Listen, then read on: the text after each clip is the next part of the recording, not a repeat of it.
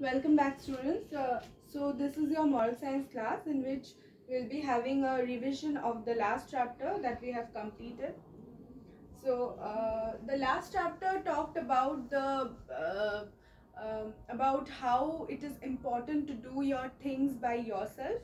So we have discussed how Gandhiji used to the Gandhiji in Sabarmati Ashram used to take care of all the needs and responsibilities of the ashramites, as well as he used to do all the works by himself. He used to like doing the works by himself, from cleaning to cooking, gardening, everything. He used to like doing things of others, doing everything by himself. So we have studied, we have known how he used to how Pandit Madan Mohan Malaviya had been surprised by the works of Gandhiji, how he had actually cleaned a scarf for Madan Mohan Malaviya, and how he had given that scarf back after washing it for him.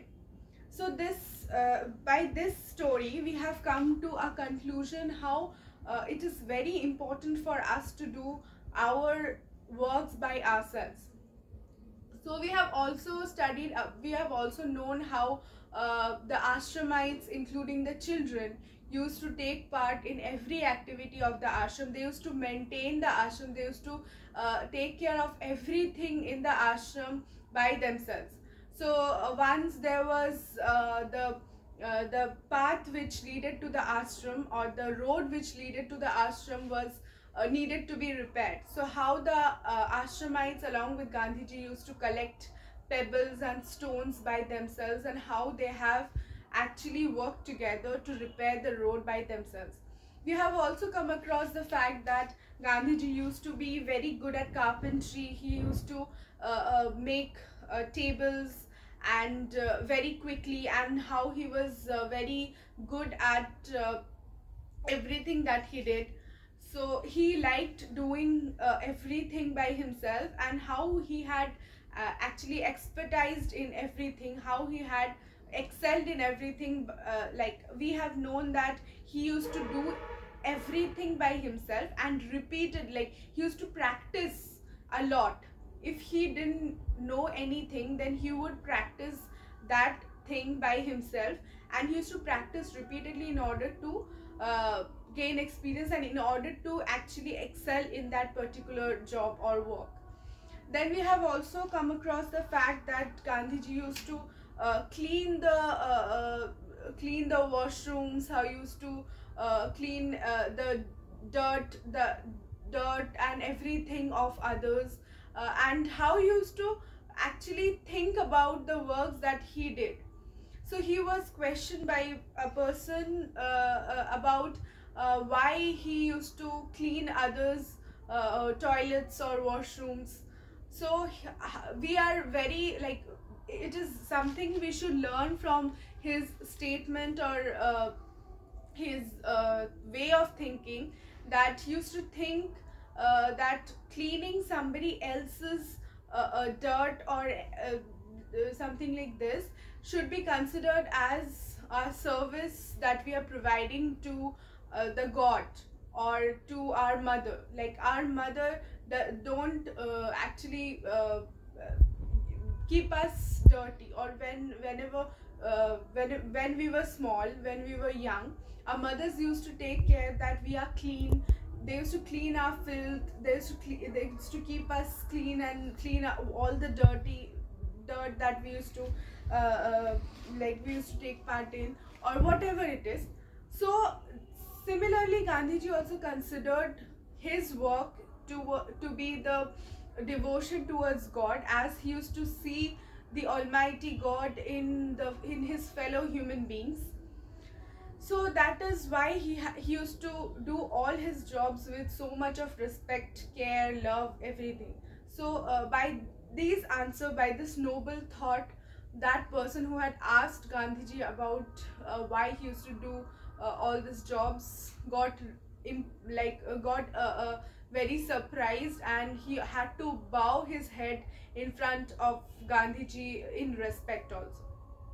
So then we have come across the fact that Gandhiji, the children in the Sabarmati ashram also got to know or learned how to do their works by themselves from very tender age or from very young age. That's why those children could be self-sufficient when they grew up, or could be independent enough to take care of their own activities. So he used to consider this fact that work is worship. Gandhiji used to actually focus as well as consider this fact as the main thing, the main motto or main aim of his life. So he used to love his work, he used to worship his work. So after, in the end of this chapter, you might come up with this question, or not question, you might come up with this realization that we should also do our works by ourselves. Like for us, it is making our own bed, cleaning our own clothes, taking care of our needs, like keeping ourselves clean, cleaning our rooms, helping our parents, everything, or whatever we are doing, with utmost respect and love and devotion. For studies also, we should actually devote ourselves to studies, very like we should be very devoted to whatever we are doing. So be it studies, be it helping others, be it whatever. So we should be very careful about doing our own things by ourselves, so that we get to know how the things are done, and we also become self-sufficient when we grow up. So we don't need anybody. It doesn't mean that we don't need anybody in the society.